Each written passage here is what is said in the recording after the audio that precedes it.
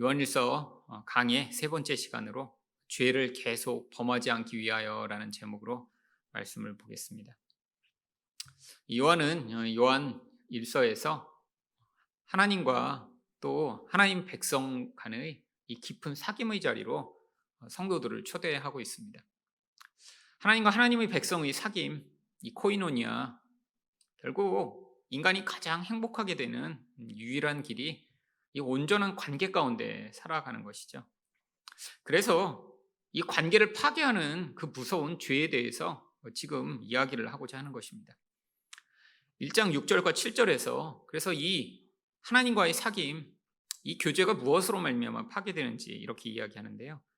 만일 우리가 하나님과 사귐이 있다 하고 어둠에 행하면 거짓말을 하고 진리를 행하지 아니함이거니와 그가 빛 가운데 계신 것 같이 우리도 빛 가운데 행하면 우리가 서로 사귐이 있고, 바로 하나님과 같은 속성인 이 빛의 이 속성, 바로 이 거룩함 또 사랑 가운데 거하는 자는 이 온전한 사귐을 누릴 수 있지만, 바로 하나님의 속성과 정반대되는 어두움, 결국 죄를 이야기하는 것이죠. 이 죄 가운데 있는 자는 성경이 이야기하는 이 사귐을 절대로 누릴 수 없다라고 하는 것입니다. 이 사귐이 다른 말로 교제고요. 다른 말로 이야기하면 교제로 말미암는 깊은 친밀감이겠죠. 하나님은 인간을 하나님의 형상으로 만드셨기 때문에 하나님이 가지고 계신 이 관계적 속성인 이 사랑의 관계를 맺지 못하면 인간은 불행해지게 되어 있습니다. 언제 가장 고통스럽고 또 너무나 힘든 인생을 살게 되나요? 가장 가까운 관계가 파괴되었을 때죠. 그뿐 아니라 인간은 느끼지 못하지만 하나님과의 관계 또한 온전하게 우리가 맺을 수 없을 때 인간의 영혼은 점차 그 어둠으로 말미암아 파괴적인 모습을 나타내게 됩니다.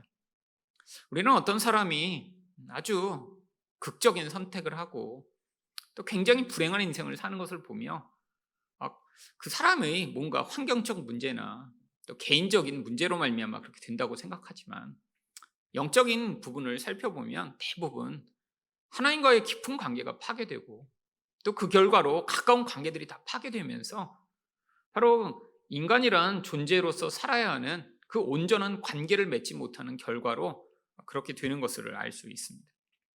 바로 그렇기 때문에 이 요한은 하나님과의 온전한 관계, 또 이웃과의 온전한 관계를 이 땅에서도 우리가 누려야 한다라고 생각을 해서 그가 사랑하는 성도들을 향해 바로 이 요한 서신을 써서 어떻게 해야 그러면 이 하나님과의 관계와 이웃과의 관계 안에서 우리가 살아갈 것인가를 가르치고자 한 것이죠. 그래서 그 첫 번째 내용이 바로 이 죄 가운데 거하는 자는 절대로 하나님과 깊은 관계로 나아갈 수 없기 때문에 어떻게 우리가 이 죄를 벗어날 것인가를 지금 설명하고자 하는 것입니다. 그래서 1절 상반절을 이렇게 이야기합니다. 나의 자녀들아, 내가 이것을 너희에게 쓰면 너희로 죄를 범하지 않게 하려 함이라. 이 편지를 받는 자들을 향해 자녀들이라고 부릅니다. 이미 깊이 알고 있는 사람들이고요. 이전에 이 요한이 그들을 양육하고 또 마치 자녀처럼 섬기고 사랑했던 대상들임을 알 수 있죠. 근데 이것들을 쓰는 목적이 무엇이라고요? 죄를 범하지 않게 하려 하기 위해 쓴다라고 얘기를 합니다. 그렇다면 하나님 백성이면 이렇게 예수를 믿은 뒤에 죄를 그 이후로는 범하지 않을 수가 있나요? 아닙니다. 우리는 끊임없이 계속해서 이 죄로 말미암는 결과들을 이 땅에서도 경험하며 자주 죄를 범하죠. 여기서 얘기하는 죄를 범하지 않기 위해 쓴다는 얘기는 무엇을 의미하나요? 바로 여기는 이 헬라어 시제의 현재로 사용되어서 끊임없이 계속해서 죄를 범하는 상태를 이야기합니다. 한 번 죄를 범하고 많은 상태가 아니고 이 죄 가운데서 그 죄를 벗어나지 못하고 계속적으로 죄 가운데 머물러 있는 그 상태를 이야기하는 것으로, 바로 죄 가운데 계속해서 머물러 있다가 어떻게 된다고요? 하나님과의 관계가 깨어지고 이웃과의 관계가 깨어져 개인적으로도 가장 불행한 상태에 빠지기 때문에 계속해서 우리가 이 죄 가운데 머물러 있지 않도록 그러면 어떻게 해야 되겠냐를 설명하고자 하는 것이죠. 그렇다면 어떻게 해야 죄를 계속 범하지 않을 수 있을까요? 첫 번째로 대언자 예수님의 대속을 믿어야 합니다. 지금 이게 계속해서 죄를 범하는 것이 아니라 한 번 죄를 짓는 것에 대해 이야기한다면 바로 1절 하반절 내용과 서로 모순됩니다. 왜냐하면 하반절에서 뭐라고 또 얘기하나요? 만일 누가 죄를 범하여도. 아니, 죄를 짓지 않는 법을 이야기한다고 하다가 네가 혹시 죄를 범하면 이렇게 이야기하는 것이 바로 앞에서는 계속해서 죄를 짓는 것을 그럼 우리가 어떻게 피할 것인가를 지금 이야기하고자 하는데, 그런데도 너희가 나중에 죄를 지을 수 있어. 하지만 그렇게 한 번, 두 번 죄를 짓는 건 괜찮아 라고 이야기를 하는 것이죠. 왜죠? 아버지 앞에서 우리에게 대언자가 있으니 곧 의로우신 예수 그리스도시라. 예수님이 의로우십니다. 여기서 왜 예수님이 의로우시다고 이야기하는 것인가요? 바로 하나님 앞에 유일하게 설 수 있는 분이 이 의로우신 예수님이며, 우리는 언제까지나 불의하다라는 것을 보여주는 것입니다. 그러니까 우리의 의로 하나님 앞에 서려고 하면 우리는 하나님 앞에 설 수가 없습니다. 그런데 이거를 온전하게 받아들이지 못하고 자기 의를 가지고 하나님 앞에 서려는 자마다 마음 가운데 어떠한 마음을 갖게 되나요? 바로 죄책감이라는 마음을 갖게 됩니다. 여러분, 이 중세까지도 이 카톨릭은 이 온전한 복음 가운데 서지 못하고 바로 인간의 그 자기 의를 부추기며 인간의 노력과 또 열심으로 하나님 앞에 설 수 있다고 가르쳤습니다. 그런데 그것에 꼭 필요한 것이 바로 죄책감이죠. 네가 이렇게 죄를 지었는데 어떻게 하나님 앞에 가겠어? 그러니까 너가 뭐 30번 주기도문을 해, 고행을 해, 심지어는 채찍으로 너를 때려. 그렇게 해서라도 너를 열심히 채찍질하고 고통을 가해서 네가 그 대가를 치르면 그제서야 하나님 앞에 가며 하나님이 너를 용서해 주실 거예요. 이게 인간 안에 있는 자기 의라고 하는 하나님처럼 자기를 온전하게 만들고자 하는 가장 깊은 영적 본성에서 말미암는 결과입니다. 누가 이렇게 가르쳐서 되는 게 아니라 인간은 자기가 온전한 존재가 되길 원하거든요. 그러니까 자기 안에서 근원적으로 우리는 하나님 앞에 갈 수 없는 죄인이라고 하는 사실을 받아들이기가 싫은 거예요. 그래서 나는 원래 괜찮은 존재인데 내가 이렇게 실수해서 문제가 생겼고 내가 그래서 이렇게 하나님 앞에 가기에는 약간 창피하지만 내가 이렇게 나를 채찍질하고 고통을 주면 그래서 조금 괜찮아진 존재가 되면 하나님 앞에 그때는 갈 수 있을 거야 라고 하는 마음을 갖게 되는 것이고요. 이런 태도 때문에 바로 이 종교적인 사람들은 사람들의 이 죄책감을 자극해 네가 이렇게 하면 이라고 하는 조건을 붙이며 자꾸 인간 자체의 어떤 의의를 만들어내고자 하고 그것을 의존하고자 하는 것이죠. 그래서 요한이 그거 잘못됐다고 이야기하는 것입니다. 우리 분명히 죄를 지을 수 있습니다. 근데 우리가 거기에서 자유로울 수 있는 유일한 길은 내가 무엇인가를 하거나 열심을 부려 보상으로 하나님 내가 옛날에 이걸 잘못했으니까 대신해서 이렇게 했으니까 하나님 나를 용서해 주세요 라고 하나님께 나아가는 것이 아니라 하나님 저는 근원적으로 불의합니다. 그래서 온전하신 예수님을 의지하며 하나님께 나아갑니다. 우리가 그 예수를 믿는 믿음으로 예수 그리스도를 붙들면 그 예수님이 무엇을 해주세요? 대언자가 되어주시겠다고 바로 오늘 본문에서 약속하고 있는 것입니다. 어떤 대언자요? 하나님이 아무개는 여전히 연약하며 죄인이지만 의로운 저를 의존해 싸우니 하나님 이 죄인의 죄를 용서하여 주시고 하나님 앞에서 받아주셔서 바로 이 존재가 하나님 앞에 온전히 설 수 있도록 하나님 해주시옵소서라고 우리를 대신하여 말씀해 주시겠다라고 하는 것이죠. 바로 이것을 믿는 것이 바로 복음 안에 거하는 것입니다. 이게 되지 아니하면 우리 안에서 끊임없이 우리의 지은 죄에 자꾸 집착하거나 아니면 그것들을 무시하며 나는 원래 괜찮은 존재인데 이건 실수한 거야. 어떤 사람 때문에 이렇게 된 거야. 상황이 이러니까 내가 죄를 졌지. 라고 자꾸 이런 변명거리만 늘어놓는 그런 존재가 되어 있죠. 결국 그래서 2절에서 무엇을 얘기합니까? 그는 우리 죄를 위한 화목제물이니 우리만 위할 뿐 아니요 온 세상의 죄를 위하십니다. 바로 이 예수님이 어떤 역할을 하셨는지를 우리에게 설명하고 있는 거예요. 이 화목제물이라는 것이 하나님을 기쁘게 하여 우리 죄를 사할 수 있는 유일한 길이 되신다라고 하는 것입니다. 근데 이게 예수님의 죄로 말미암아 이미 온 세상에 있는 모든 죄가 바로 사해졌기 때문에 바로 예수를 믿는 자는 그가 어떤 죄를 졌든지 하나님 앞에 이제 갈 수 있게 된 거예요. 결국 우리에게 뭐가 필요한가요? 믿음이 필요합니다. 여러분, 예수님이 이 대속을 믿어야 그래서 뭐가 가능한가요? 이 죄로 말미암아 우리 안에서 끊임없이 자기 의를 의지해 죄책감 정도로 내가 이 죄를 무마하려고 하는 이런 습관으로부터 우리가 벗어나 근원적인 이 죄에 대한 해결이 가능하죠. 예수님을 믿는 만큼 예수 그리스도와 연합과 함께함이 가능합니다. 결국 내가 내 죄를 내 죄책감의 수준으로 해결하려고 하는 순간 그 죄는 우리를 더 깊이 지배하게 되어 있습니다. 이 죄는 우리가 다스리거나 상대할 수 있는 존재가 아니에요. 우리 근원 안에서부터 끊임없이 관계를 파괴하며 하나님 대신에 우상을 섬기게 하고 자기 중심성으로 말미암아 끊임없이 다른 사람과의 관계를 깨트리는 이 본질적 문제는 예수 그리스도를 우리가 온전히 의지하여 하나님, 나는 이런 죄인입니다. 그래서 하나님의 은혜가 필요합니다라고 하는 이 은혜의 의식 가운데 있을 때만 우리는 벗어날 수 있습니다. 결국 예수를 믿으면, 예수를 온전히 의존하면 이 죄에 대해서 나는 뭐 죄를 져도 괜찮아라고 하는 이런 뻔뻔한 태도가 아니라 오히려 이 죄에 대한 인식이 깊어지며 내가 이렇게 큰 죄라, 정말 큰 죄인이라 이건 어떻게 할 수 없는 자인데 이 죄를 덮는 하나님의 은혜가 놀랍고 크다라고 하는 이 은혜의식이 우리 안에 커지게 되어 있고요. 그래서 죄에 대해 더 민감하게 반응할 수 있게 되는 것입니다. 만약에 이런 은혜의식이 아니라 자기 힘으로 이 죄를 벗어나고자 하는 자는 끊임없이 자기의 이런 죄책감의 수준 혹은 다른 사람을 탓하거나 상황을 탓하는 수준에서 이 죄를 자꾸 인식하기 때문에 죄의 힘을 벗어나기가 어려운 것이죠.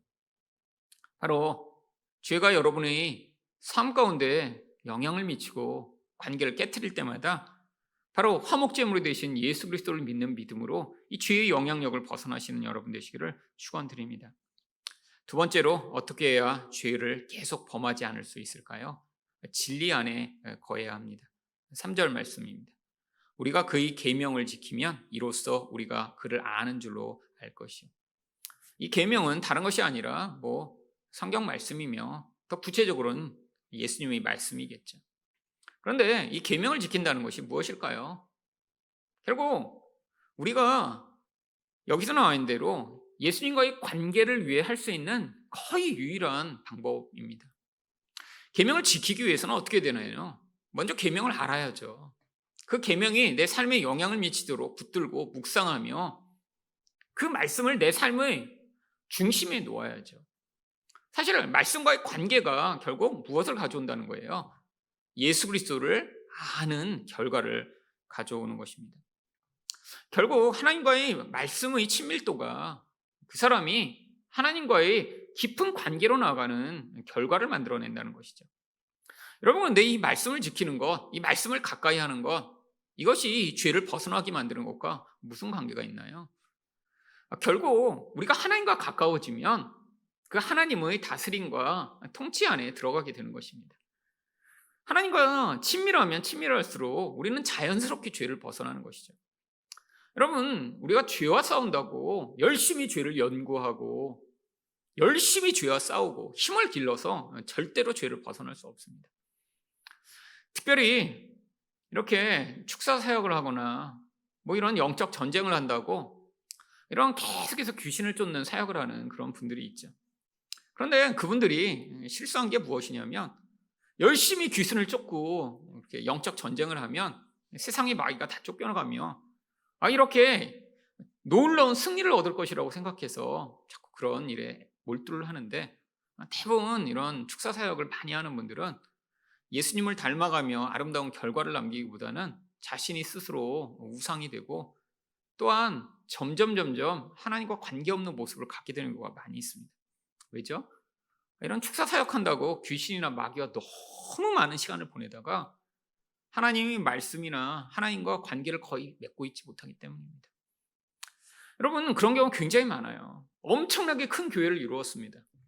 그런데 한국 교회 가운데도 교회의 모든 사역이 다 축사예요. 감기만 걸려도 감기 귀신이 들렸다고 감기 귀신 쫓아야 되고, 눈에 다락질이 나면 약 먹는 게 아니라 다래끼 귀신 들렸다고 축사하고, 교회가 몇몇 명이 되는 큰 교회가 세워졌죠.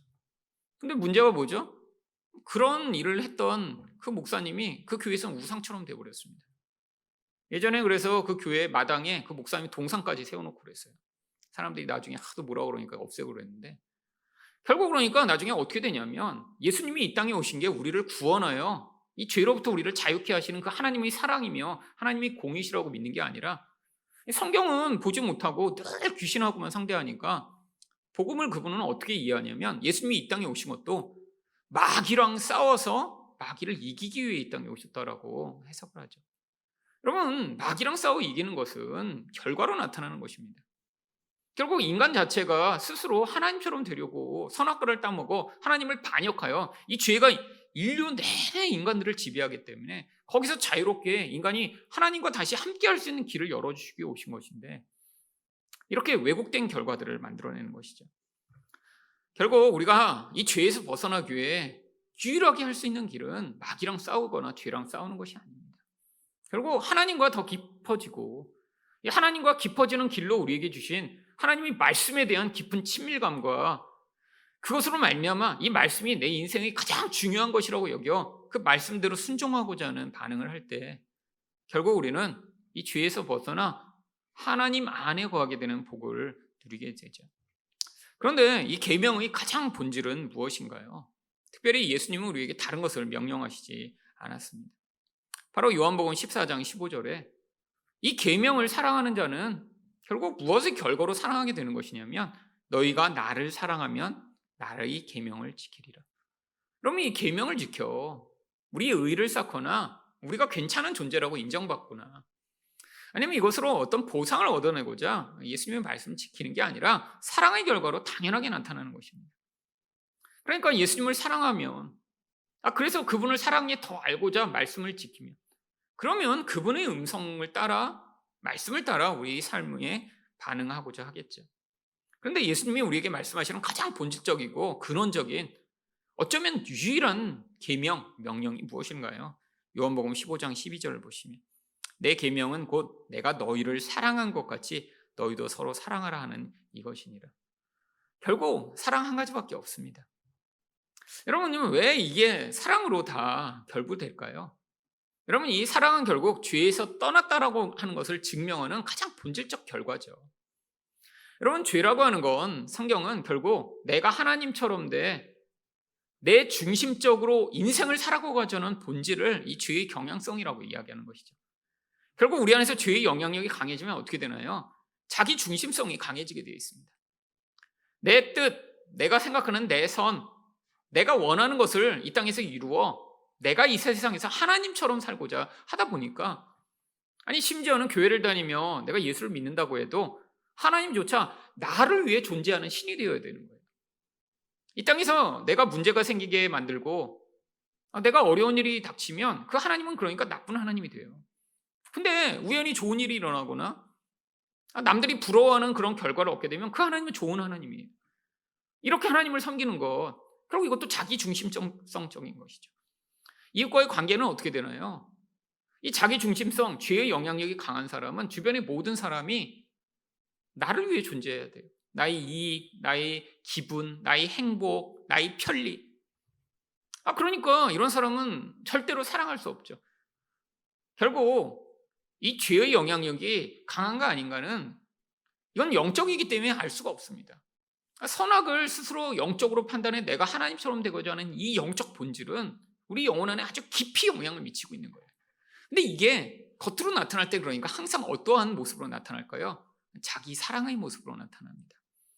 모든 것이 자기 중심적이라 결국 하나님과 이웃이 나를 위해 존재해야 되는, 그래서 결국 이 자기 사랑이 크면 클수록 자주 분노하는 인생을 살게 되겠죠.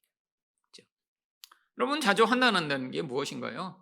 내가 원하는 대로 자주 안 이루어져서 자꾸 화나는 거예요. 그러니까 반대로 우리가 예수 안에 있어 이 죄를 벗어났다면 결과로 당연하게 뭐가 나타날까요? 하나님에 대한 온전한 사랑과 이웃에 대한 사랑이 나타나겠죠. 그러니까 예수님을 온전히 사랑하여 그분과 함께하는 자는 그 영향력과 다스림 안에 이 죄가 그 본질 안에서 자꾸 다스림을 받고 힘이 약해지니까 자연스럽게 자기 사랑에서 벗어나 이웃에 대한 사랑, 하나님에 대한 사랑이 나타나는 것입니다. 결국 그래서 우리에게 이 명령을 하고 있는 거예요. 결국 우리 안에서 어떤 선택을 하느냐. 근데 이 말씀이 결국 예수 그리스도로부터 우리 안에 그 말씀의 영향력이 존재하지 않으면 우리는 끊임없이 자기 사랑의 선택을 하게 되어 있습니다. 결국 그래서 4절에서 무엇을 얘기하나요? 그를 아노라 하고 그의 계명을 지키지 아니하는 자는 거짓말하는 자요 진리가 그 속에 있지 아니하되. 예수님을 잘 안다고 그래요. 나는 이렇게 교회 오래 다녀서 나는 성경도 잘 알고 예수님도 잘 알고 막 친밀해. 하나님과 내가 친해. 그런데 자기 중심성과 자기 사랑이 너무 많아요. 세상이 다 자기 뜻대로 돼야 되고, 이런 사람은 어떻다는 거예요? 거짓말이라는 것입니다.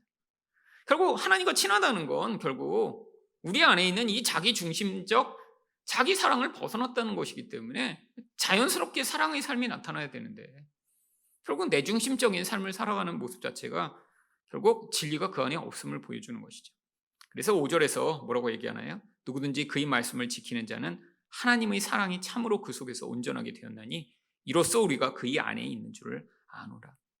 결국 하나님의 말씀 안에 있는 자가 예수 그리스도 안에 있는 것이고, 예수 그리스도 안에 있는 자가 결국 진리 안에 있는 것이고, 그것이 결국 사랑하는 삶을 살아가게 만드는 유일한 길인 것입니다.